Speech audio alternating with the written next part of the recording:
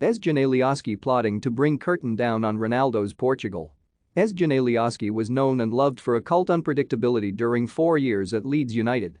He liked to shake the retractable tunnels before home and away games and once squared up to teammate Pontus Jansson during a goal celebration. "He punched me on the back. It made me angry," Alioski explained.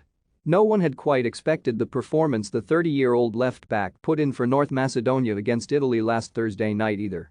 Macedonia coach Blagoje Bobi Milevski feared that Alioski's departure from Elland Road to Saudi side Al Ahly last summer might make him short of competitive intensity, and indeed he had looked slightly rusty this year. But in the 1-0 win over Italy in Palermo, which ranks among the great international upsets, Alioski was back at his best, making a dozen defensive interventions including the exemplary block to smother a Domenico Berardi volley which is currently being replayed on continuous loop in Skopje, the Balkan country's capital. The contribution has left him buoyed for Tuesday night's playoff against Portugal in Porto, and he is characteristically colorful in his declaration that he would be happy to bring the curtain down on Cristiano Ronaldo's international career there. "Ronaldo is a great player who has been playing at the highest level for almost 20 years," Alioski said. "We don't want to ruin his career with an absence from the World Cup, but we really want to fulfill our great dream. We all believe that we can do in Portugal what we did in Italy." Alioski's contribution against Italy owes a lot to coach Bobi Milevski, another cult figure in this fledgling nation, who is known as Sir Bobby after Charlton rather than Robson. The 51-year-old is known as a big motivator, but he also put Alioski on strict instructions not to go wandering out of defense and upfield against the Italians. Wise counsel, given that Roberto Mancini's side had 32 shots on goal before Trzaskowski's smash and grab raid at the end. "Alioski used to be a winger," said Ognan Dojsanovski of North Macedonia's Sport Media website. "It means he does like to go on the offensive." But Milevski told him it had to be defense and nothing but defense. "He put in so many challenges. He was on another level. Expect the same against Portugal."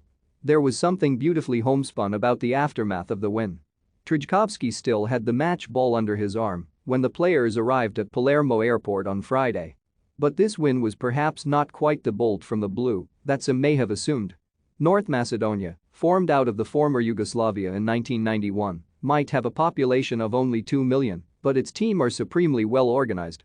They beat Germany 2-1 away in a World Cup qualifier last year with another late goal. "There's a fierce pride," said Dojsanovski. "We took 4th place in the basketball European Championships and 5th in handball, but nothing is like football for our people. When we beat Georgia and qualified for last summer's Euros, there were 100,000 people out in the streets of Skopje." The Italians also gave North Macedonia a grievance to feed on.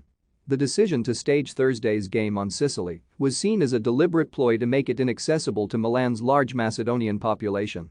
Trzaskowski says that he is ready for Ronaldo, Diogo Jota, Bruno Fernandes and company. "Of course," he said. "We have belief. We are going to play Portugal with plans to do the same thing we did against Italy. I just hope they will underestimate us." Alioski, meanwhile, is already discussing the notion of a Winter World Cup in Qatar. "We dream of being there, and we will do everything to make this great dream come true," he said. "We know that we are always the outsiders, but we couldn't care less. But we want to beat Portugal, no matter what."